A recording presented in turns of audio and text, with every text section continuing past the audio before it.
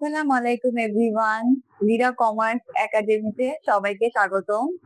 আজকের ক্লাসে আমরা দেখব 9-10 আমরা অলওয়েজ আর্থিক অবস্থা বিবরণী করতে গেলে কোন জিনিসের ভেজাল লাগে বলেন তো? এই কুড়ির হিসাবটা। কুড়ির হিসাবটা করতে গেলে আমরা সবচেয়ে বেশি কি কনফিউশনে ভুগি। তো আজকে এই ক্লাসের মাধ্যমে তোমাদের সবার এই কুড়িনের যে হিসাবটা এটা টোটালটাই ক্লিয়ার হয়ে যাবে। তো চলো আমরা শুরু করি। এখানে আমি একটা ডেমো রেওয়ার মিল রেডি করে রেখেছি, ঠিক আছে? শুধুমাত্র তোমাদের বোঝানোর জন্য একটা ডেমো রেওয়ার মিল রেডি করেছি এবং সেই রেওয়ার মিলের সাথে সাথে আমি কি সমন্বয় দুটো রেডি রেখেছি।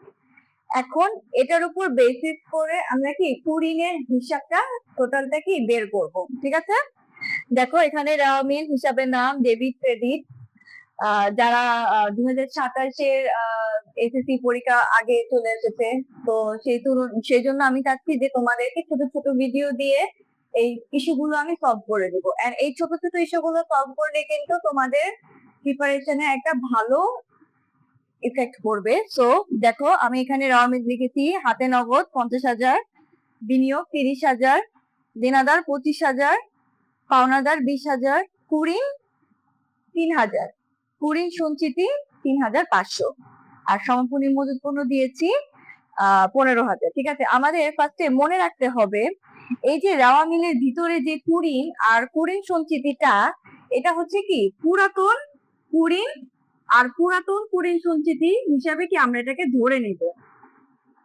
আর আরো একটা জিনিস হচ্ছে অনেকেই তোমরা যেহেতু প্র্যাকটিস করো না যার জন্য তোমরা ভুলে যাও, অনাদায়ী পাওনা যে কথা কুড়িনও কিন্তু একই কথা, আবার অনাদায়ী পাওনা সঞ্চিতি যে কথা কুড়িন সঞ্চিতিও কিন্তু একই কথা। এখন দেওয়া মিলে কুড়িন কুড়ি সঞ্চিতি নামেও আসতে পারে, আবার অনাদায়ী পাওনা বা অনাদায়ী পাওনা সঞ্চিতির নামও কি আসতে পারে।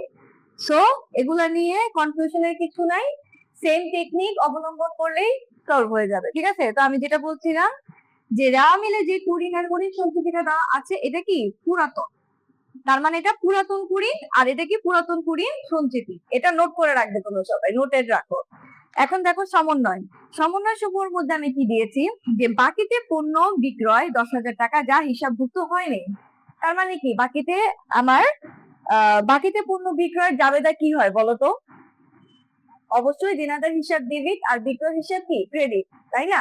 তার মানে এই বাকিতে পণ্য বিক্রয়টা কার সাথে জড়িত হলো? এখন দেনাদারের সাথে। দ্যাট মিনস এই যে সমন্বয়ের হিসাবটা এই বাকিতে পণ্য বিক্রয় এটা কার সাথে লিঙ্ক আপ হলো? এখন এই দেনাদারের সাথে কি লিঙ্ক আপ হলো। দ্যাট মিনস এই যে হিসাবভুক্তটা হয় না, এই যে দেনাদার 25,000 টাকা, তার মানে এই 10,000 টাকাটা কি যোগ হবে। কি হবে? যোগ হবে। Point to be noted. সেকেন্ডটা দেখো, দেনাদারের 1,000 টাকা আদায়যোগ্য নয়।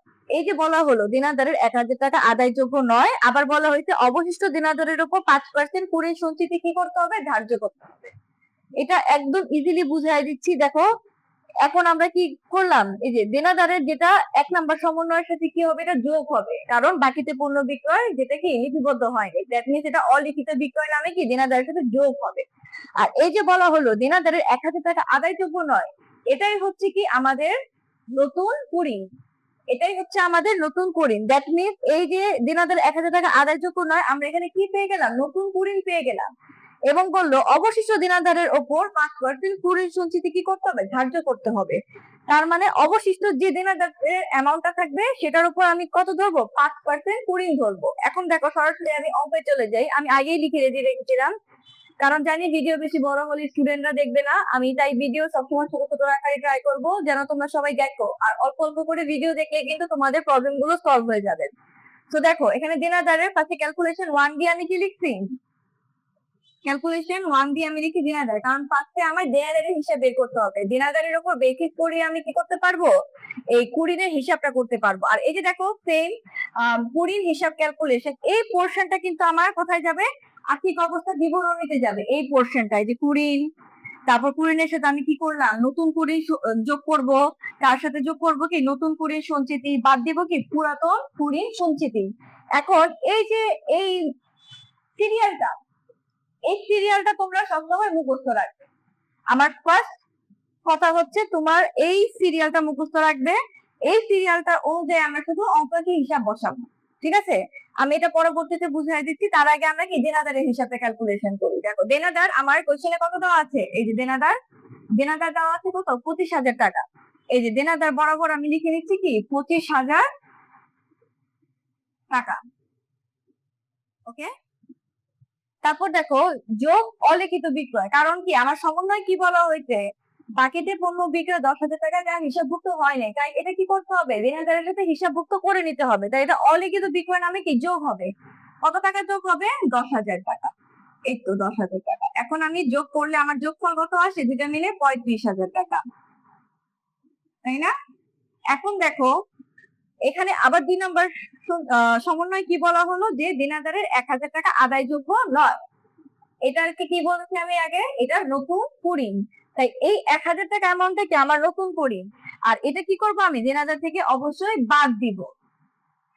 এই যে 1,000 টাকা এটা আমি বাদ দিব, আর আমি এখানে ব্র্যাকেট দিয়ে দিলাম, ব্র্যাকেট দেওয়া মানে কি এটা বিয়োগ, তাই না। 1,000 টাকা বাদ দিলে আমার হয় কত, এখানে 34,000 টাকা। এই যে দেখো দেনাদারের 1,000 টাকা আদায়যোগ্য নয়, এই যে আদায়যোগ্য নয়, আমি এখন দেনাদারের অ্যামাউন্টে রাখবো 34,000 টাকা। তারপর কি বলো, অবশিষ্ট দেনাদারের উপর 5% কুড়ির সঞ্চিতি ধার্য করতে হবে। অবশিষ্ট দেনাদার মানে কি, এই যে 34,000 টাকাটা এটাই কি আমার অবশিষ্ট দেনাদার, এটার উপরে আমি কত পার্সেন্ট ধরবো, 5%। 5% মানে কি 0.05।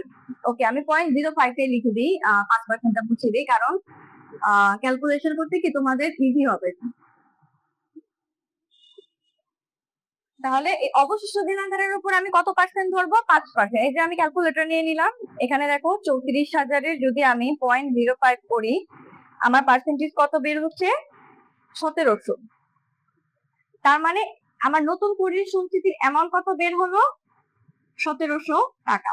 ঠিক আছে, তার মানে আমি নতুন কুড়ির সঞ্চিতির অ্যামাউন্ট কত পেলাম, 1700 টাকা। আমি আরেকটা হিসাব দেখাই, যদি আমি এই 34,000 টাকার থেকে এই 1700 টাকাটা আমি বিয়োগ করি, তাহলে আমার কাছে থাকে 32,300 টাকা।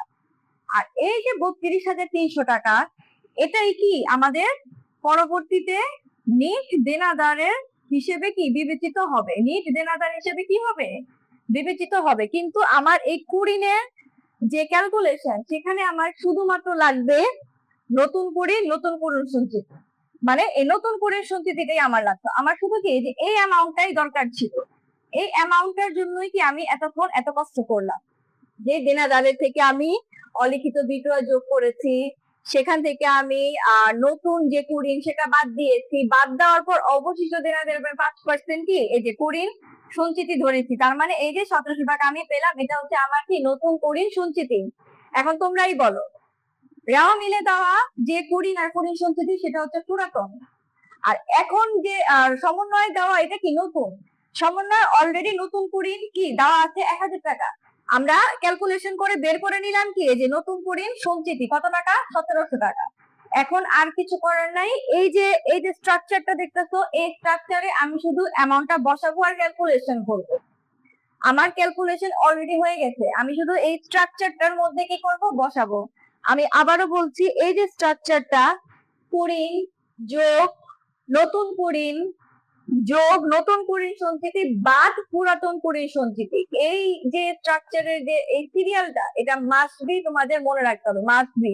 এটা মনে না রাখলে কোনোদিনও কুড়ির হিসাব কি করতে পারবা না, মিলাতে পারবা না। এখন এই যে কুড়িন, আমি কি বলছি, এই কুড়িন মানে এটা পুরাতন কুড়িন, পুরাতন কুড়িন কোথায় থাকে, রাওয়া মিলে থাকে। রাওয়া মিলে কত দেওয়া আছে, 3,000 টাকা। এই যে আমি বসাই দিচ্ছি এখানে 3,000 টাকা। তারপর দেখো যোগ নতুন কুড়িন, নতুন কুড়িন কত, এই যে এটা নতুন কুড়িন 1,000 টাকা। আমি সুন্দর মতো এখানে অ্যামাউন্ট নিয়ে 1,000 টাকা কি বসায় ফেললাম, তাহলে আমার টোটাল কত হলো এখানে 4,000। তারপরে আবার কি যোগ নতুন কুড়ির সঞ্চিতি, নতুন কুড়ির সঞ্চিতি এই যে ক্যালকুলেশন করলাম, এই যে এটা 1700 টাকা, এটা কি আমার নতুন কুড়ির সঞ্চিতি। এখন আমি যদি এটা যোগ করি কত আসে, আমার 5,700 টাকা। ঠিক আছে, এখন দেখো বাদ পুরাতন কুড়ির সঞ্চিতি, পুরাতন কুড়ির কোনটা, যেটা রাওয়া মিলে দেওয়া, এই যে রাওয়া মিলে দেওয়া কত, 3,500 টাকা। এই যে 3,500 টাকা কি আমি বাদ দিয়ে দিব। তাহলে দেখো এখানে 5,700 থেকে 3,500 বাদ দিলে থাকে 2,200 টাকা। এই যে 2200 টাকা, এটা আমি এ পাশে নিয়ে নিচ্ছি। এটাই কি আউটার কলামে যাবে, আর্থিক অবস্থা বিবরণী পরিচালন ব্যয়ের কি আউটার কলামে এই 2200 টাকাটা যাবে। তো এই যে এতক্ষণ আমরা যে ক্যালকুলেশনটা করলাম, ঠিক আছে, টোটাল যে ক্যালকুলেশনটা যদি তোমরা এই পুরোটা ক্লাস করে থাকো বা আমার কথা বুঝে থাকো, তাহলে কিন্তু তোমাদের জন্য এই কুড়িনের হিসাবটা সম্পূর্ণ কি হয়ে যাবে, সহজ হয়ে যাবে। আই হোপ তোমরা বুঝতে পেরেছো। আমি এখানে আরো কিছু কথা অ্যাড করতে চাই। দেখো এখানে আমি ডেমো করানোর জন্য এখানে আমি এক্সট্রা করে অলিখিত বিষয় অ্যাড করেছি। তারপর প্রপার একটা কুড়ির সঞ্চিতির হিসাব কি আমি এখানে তুলে ধরেছি। বাট পরীক্ষায় কিন্তু অলওয়েজ যে এরকম ফুল স্ট্রাকচারে যে আসবে বিষয়টা কিন্তু তা না। পরীক্ষায় সবসময় ফুল স্ট্রাকচারে আসে না। হয়তো পরীক্ষাতে তোমার এই 1 নাম্বার এটা দেওয়া থাকলো না, বাদ গেল। তারপরে হয়তো বলা যেতে পারে যে দিনাদারের উপর এই যে 5% কুড়ির সঞ্চিতি ধার্য করতে হবে, এরকম বলা হতে পারে। তো তুমি জাস্ট কি করবা, এই স্ট্রাকচারটা ফলো রাখবা, ঠিক আছে। এখন আমার যদি প্রশ্নে পুরাতন কুড়ির সঞ্চিতি না দেওয়া থাকে, তাহলে আমি দিব না এখানে।